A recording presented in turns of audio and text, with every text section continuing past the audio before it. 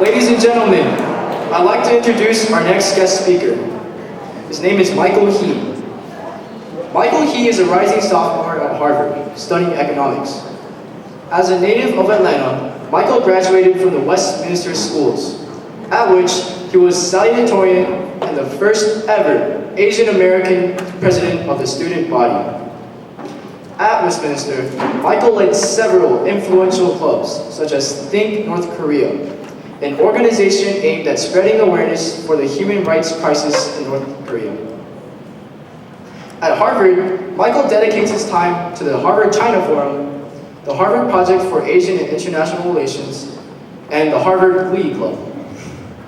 This past summer, Michael interned at the Central Bank of the Republic of Armenia, at which he researched Chinese-Armenian relations and Chinese investment in Armenia. Michael also enjoys performing, participating in school singing groups, and professional television and video acting. One could say that he really is a man of many talents. Ladies and gentlemen, please welcome Michael He.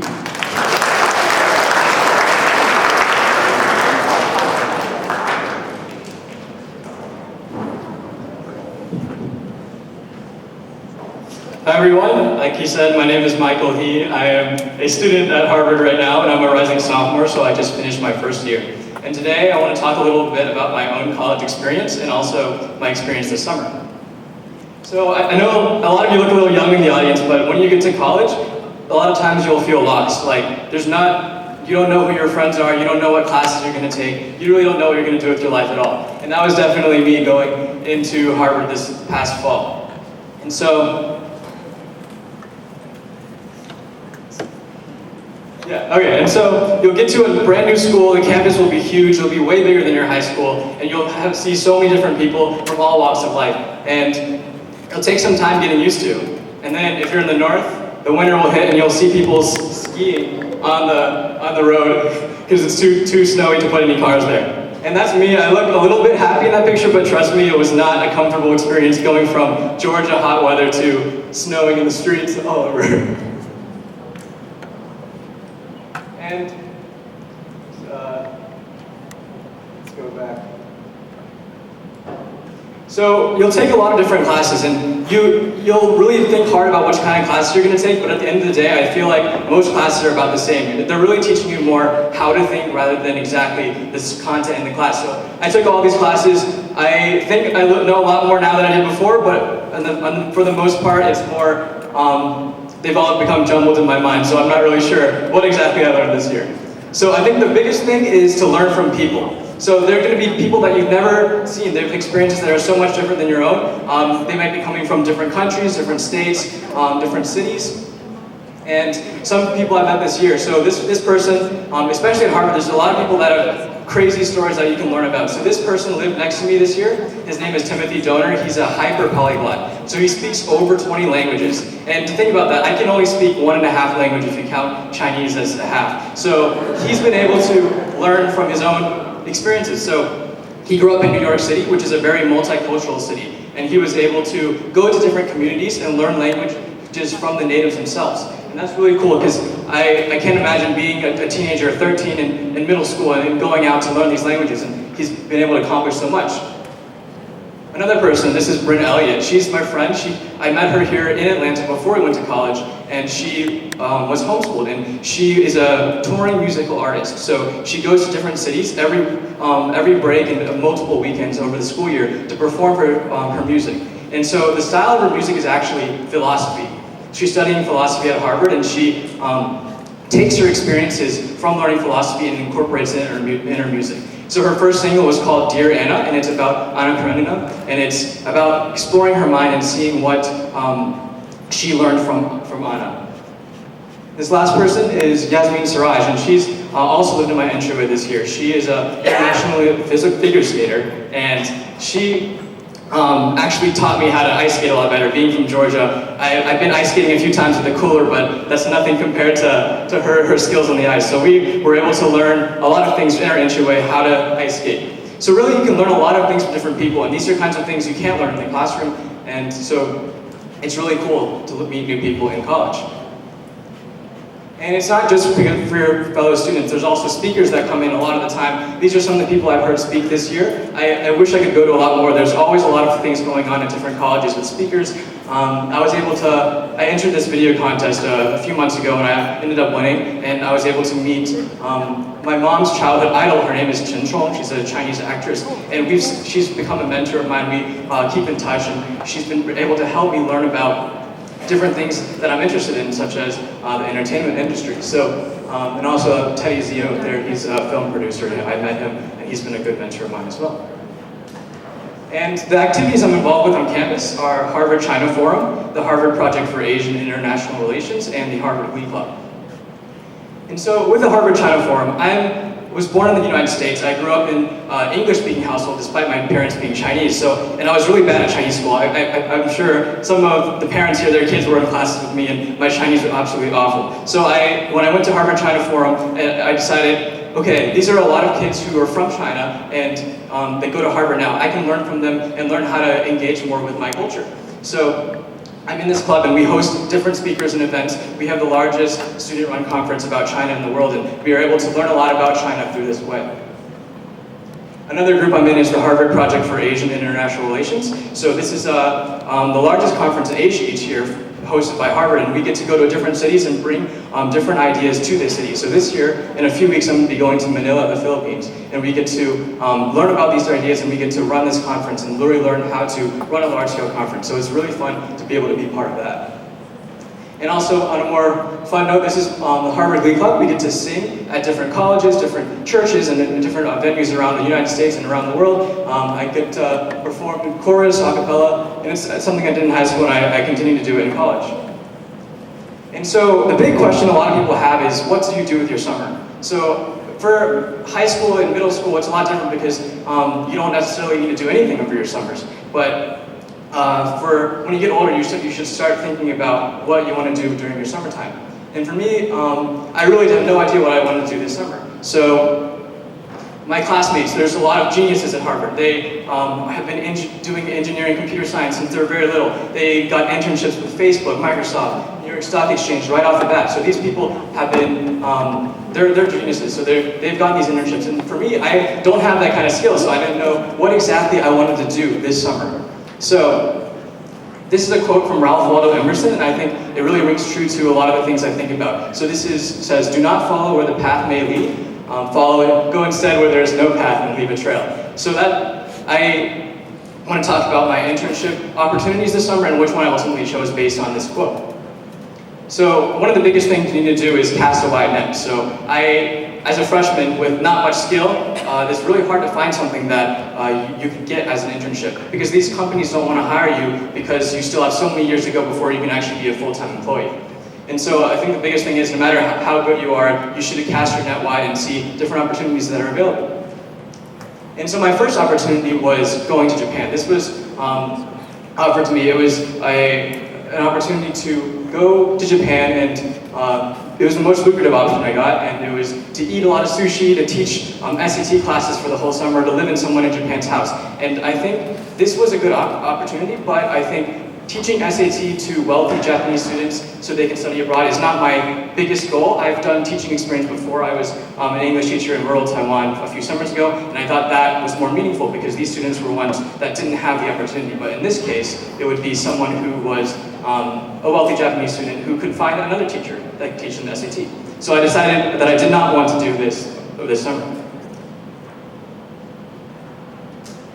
So the second option was a little bit more hard to turn down. I'm interested in working in Asia at some point in the future, and I have this opportunity from a successful Hong Kong businesswoman. She has companies like hotel companies, entertainment company, education company, all things I'm interested in. And she offered me to live in one of her 5-star hotels for the summer and eat all of her good food, and that was really, really hard to turn down, but I decided that because that's where the path may have led, because I am an Asian American and these kinds of opportunities might come often. I decided that for this summer, I did not want to necessarily spend my time in Hong Kong because I might have opportunities in the future to do so. So I turned this opportunity down, which was very hard. So what did I do this summer? I went to Armenia, and probably a lot of you don't know what Armenia is. I myself didn't hear about Armenia until Kim Kardashian visited there like in April. So to tell you more, it's a small landlocked country in between Russia and the Middle East. So my parents were scared. They're like, there's Iran, there's Iraq, there's Syria, and there's Armenia. So I was a little hesitant at first too. I finally zoomed the map in a little bit, and I saw that next to Armenia, so Armenia is a Christian country, and next to Armenia, Azerbaijan, which Armenia is at war with, Turkey, which killed 1.5 million Armenians 100 years ago, and then Iran at the bottom. And so Armenia was a scary option, but Armenia itself, they don't have much economic activity because the borders with Turkey and Azerbaijan are both closed, and also Iran does not much trade. So it really depends on Georgia and Russia on trade. So I took a look at Google Images, and I saw these beautiful pictures.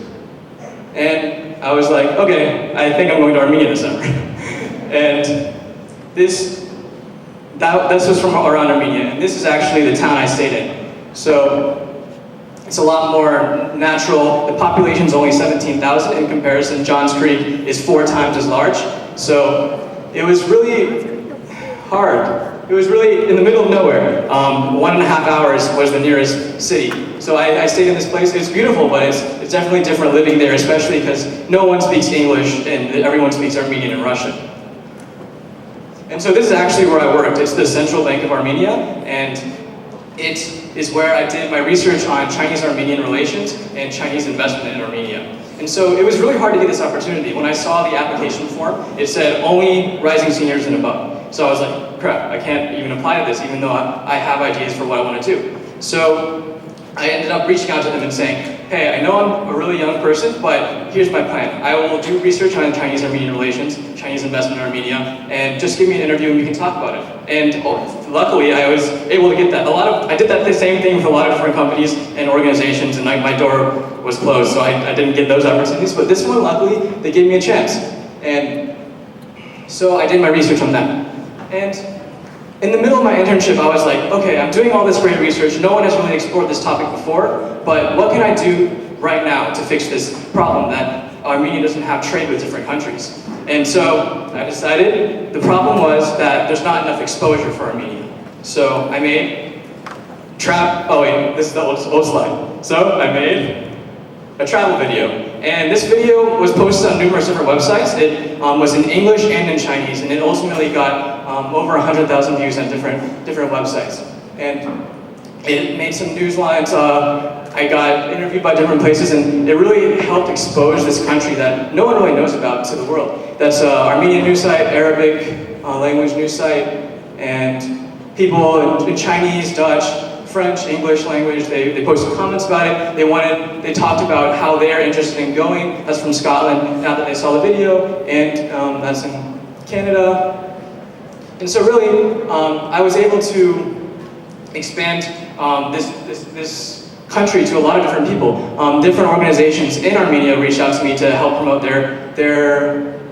their organizations, and the Left is a nonprofit that teaches creative technical skills to students for free in Armenia. So education is really important, and that drives the economy. So that is what I was able to help them with that. And the top right is the Confucius Institute, which teaches the Chinese language to Armenian students, and it's working. So I worked on trying to promote publicity for them. The bottom right is the American University of Armenia, and the bottom is a Chinese company that actually opened in Armenia during the time I was there. So I was really able to reach out to a lot of different people and try to help them in the best way I could. So that gets me back to my quote from Waldo Emerson. So the path that was clear to me was going to Hong Kong. So that was something that would be helpful to my future. I'm interested in business in Asia in the future and engaging with Asia in the future. But I decided to take a different route, and I was ultimately able to help Armenia more than I would have ever been able to help Hong Kong, because Hong Kong's already very good. So that's it for my presentation. Vote for Jay Lin, and also ask me any questions.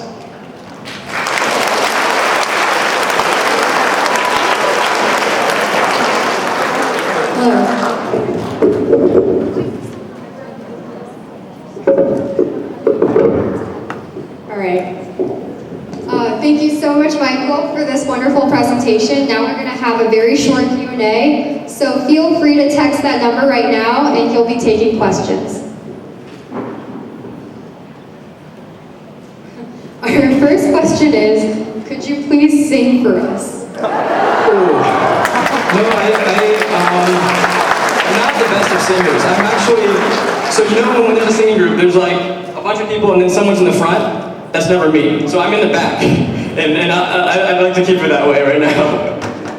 Okay, another question is, do you have a girlfriend? I do not right now. Okay, what's your favorite thing about Armenia?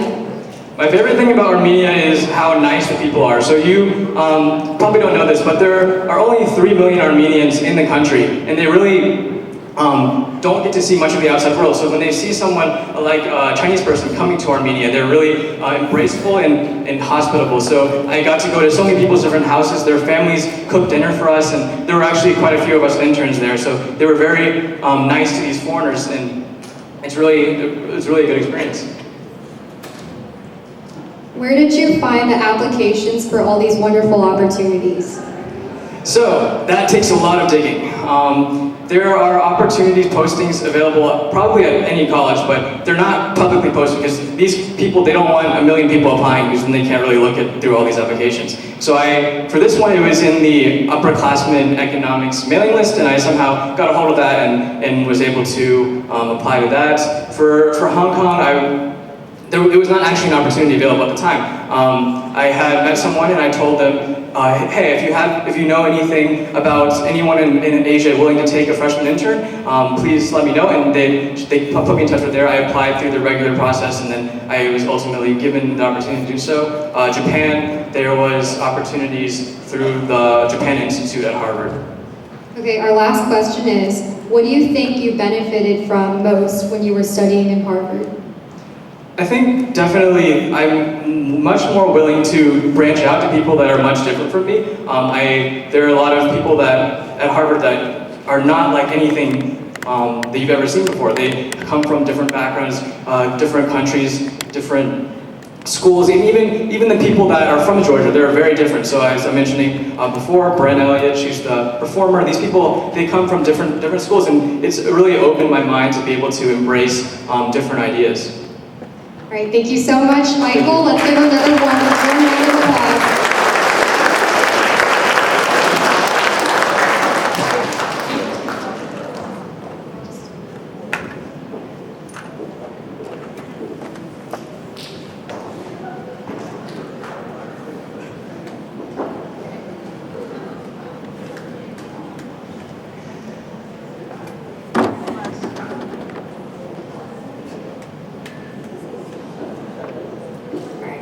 Our last speaker for this event is Ron Chang, who is the president of UPS Capital.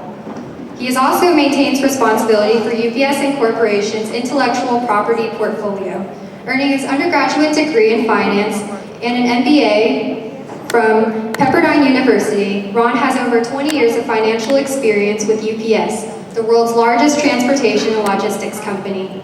On top of this, he also has 15 years of experience in international mergers and acquisitions, treasury, and cash management.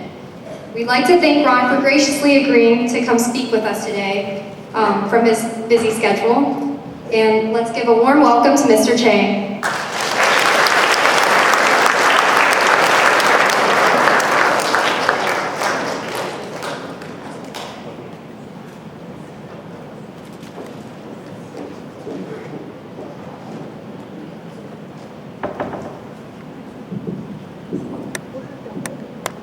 Thank you.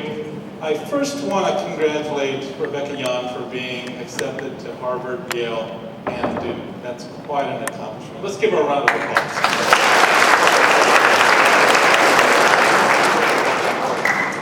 So, I did not graduate from any of those institutions. In fact, I went to the School of Hard Knocks. So when I said that to my daughter said, "Where is that located?" Right? I go, "Are you kidding me? Really?" I said, it's a different type of school. And that's really been the history of my life. So I've been with UPS for 25 years, right? And actually had a wonderful journey as a result. I didn't start out graduating from college wanting to work for a transportation company. Who does that, right? So I graduated from college and I became a stockbroker. So then I went into banking. And in banking, that's where I met my wonderful wife sitting in the front row here. And we got married shortly thereafter. And then it was through a networking event that I got my introduction to UPS. So that's tip number one, a networking event. So, the question I get most often when I go around and speak is how to move up the corporate ladder.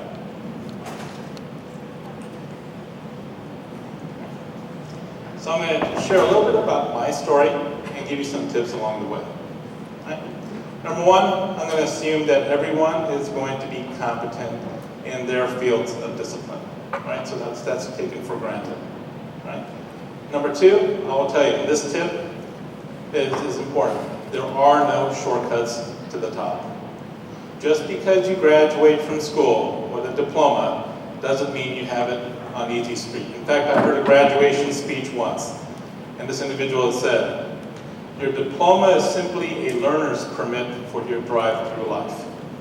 Right? So, when I talk about easy street, and in terms of the opportunities that are going to be available to you, I have a lot of kids, and I have a lot of employees, one applying for jobs, I have ones that are working for me, and this is what's frustrating. For the ones applying, they feel that they're entitled to a job. Right? For the ones that work for me, they feel they're entitled to a promotion, and they're entitled to more pay. And I sit back and I'm going to give you the other person's perspective. So from my seat, from a banker's seat, from a private equity firm seat, they're going to tell you this.